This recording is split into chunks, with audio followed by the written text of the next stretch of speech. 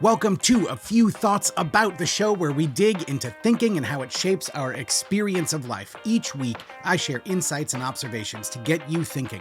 No long lectures, just quick, thought-provoking episodes to shift perspectives so that you can make the change you want to make. Let's get into it.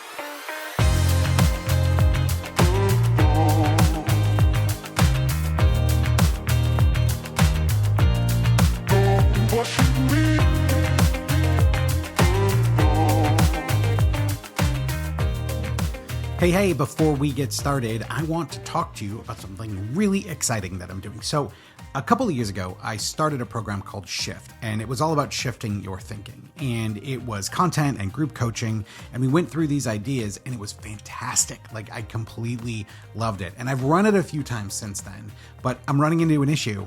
The way I see things has changed, and I want to run Shift with brand new content. I'm going to do it in a couple of months. So if you want to be on the list for when that opens, I want you to go to my website, scottpinier.com/shiftinterest. The link is in the show notes.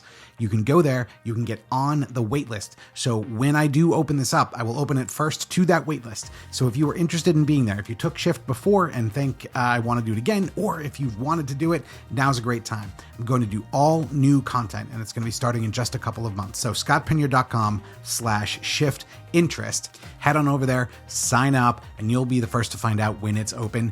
Okay, let's start the show.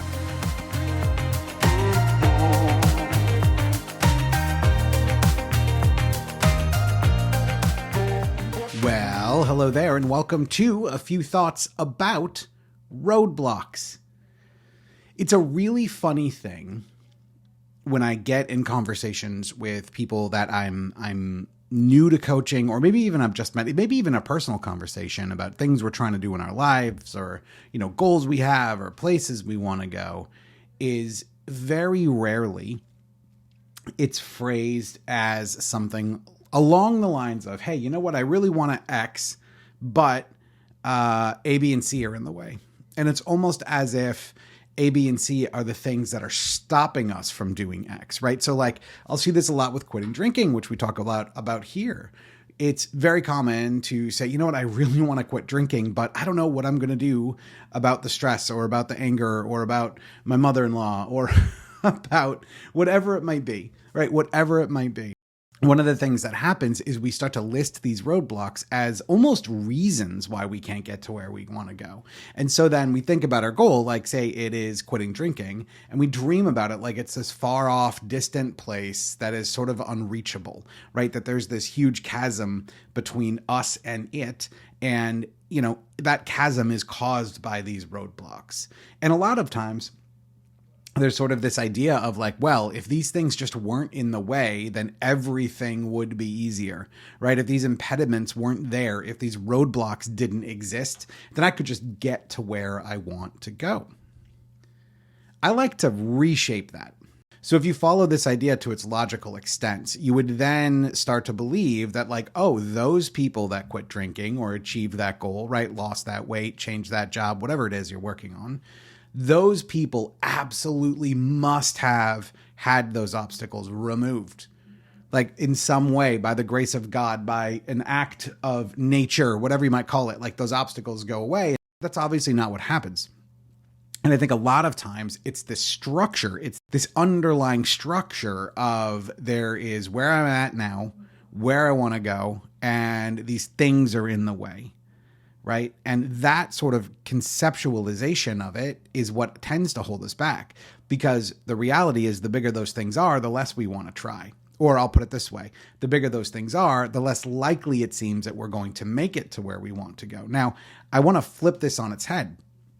Many of you know I'm a big fan of Stoicism. People like Marcus Aurelius have had a huge impact on my journey and on my life. And there's a Marcus Aurelius quote that is really applicable to the way that I think about this. And it goes like this: the impediment to action advances action. What stands in the way becomes the way. The impediment to action advances action. What stands in the way becomes the way.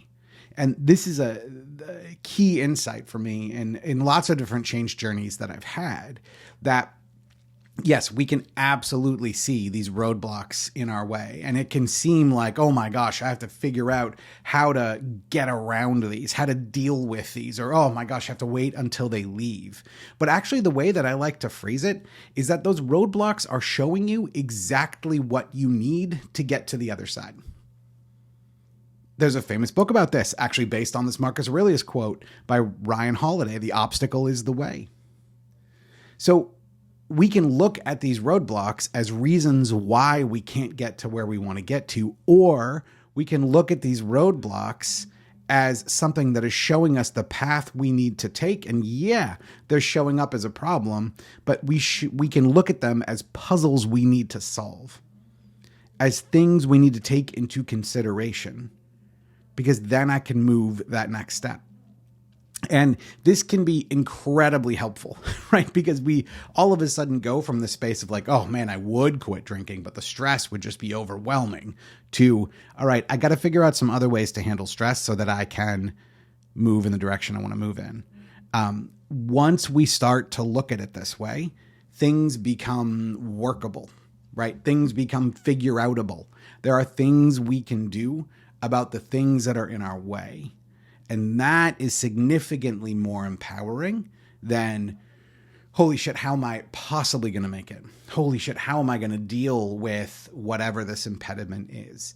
And it might sound, at first blush, this might sound very much like, you're just like flipping thoughts around and like being semantic. And I guess on one level, yes.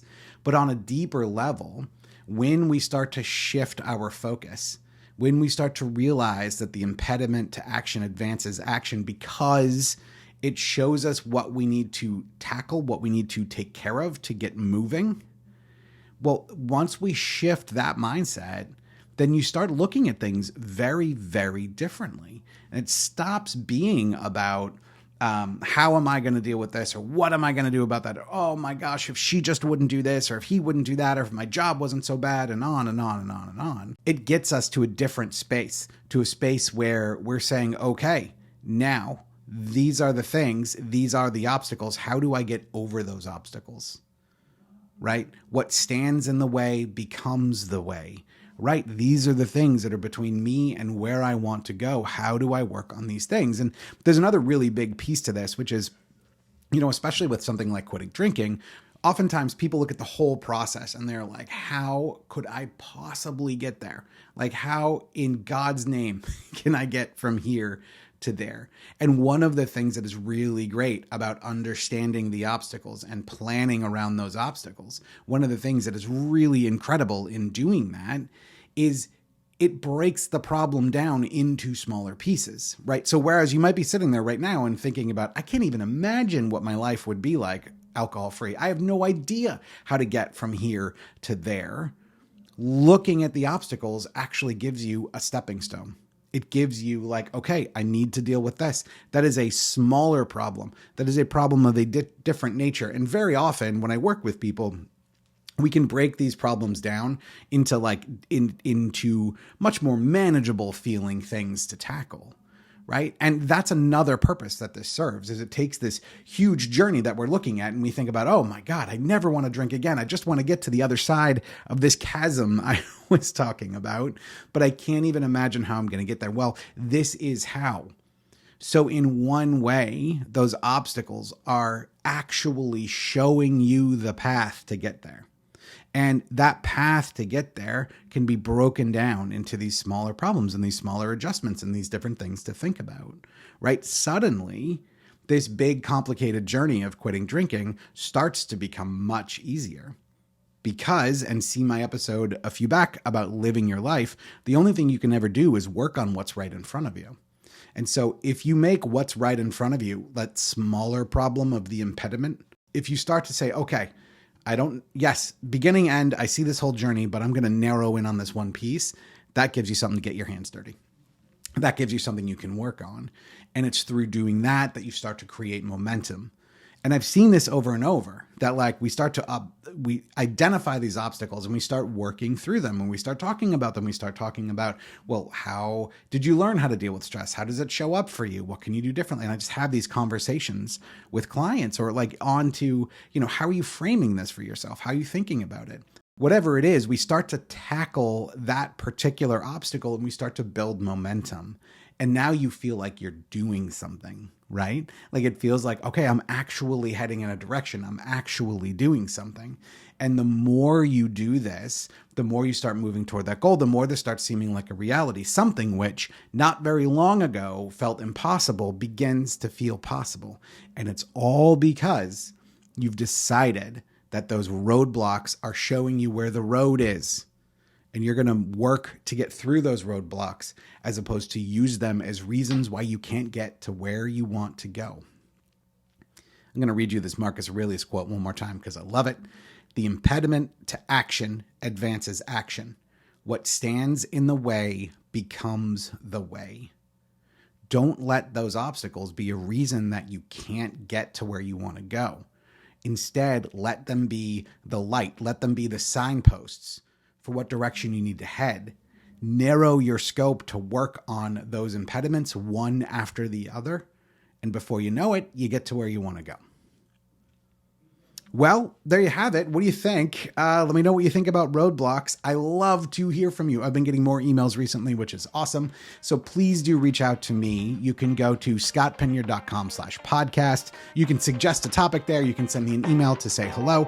I love hearing from you. scottpiniard.com/podcast. Thanks for hanging out with me, and I'll be back again next week.